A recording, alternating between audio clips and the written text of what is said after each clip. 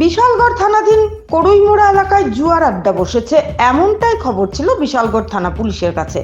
এই খবরের ভিত্তিতে শুক্রবার করইমোড়া এলাকায় হানা দিয়ে পুলিশ জুয়ায় ব্যবহৃত বিভিন্ন সরঞ্জাম উদ্ধার করেছে।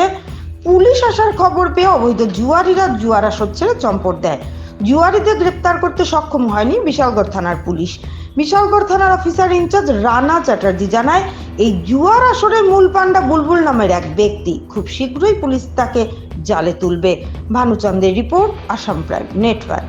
আমাদের কাছে একটা খবর ছিল যে করইমোড়া বাজারের সঙ্গেই একটি স্থানে কিছু সংখ্যক অ্যান্টি সোশিয়াল এলিমেন্ট একটা জুয়ার আসর বসিয়েছিল।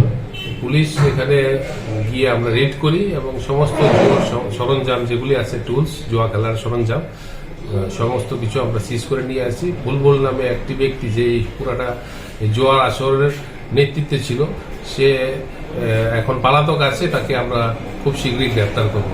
সেই আয়োজনগুলি করত। বুলবুল কি দেখুন? বুলবুল নামি বুলবুল মিয়া। টাকা টোকা কোনো উদ্ধার হয়েছে না, এখনো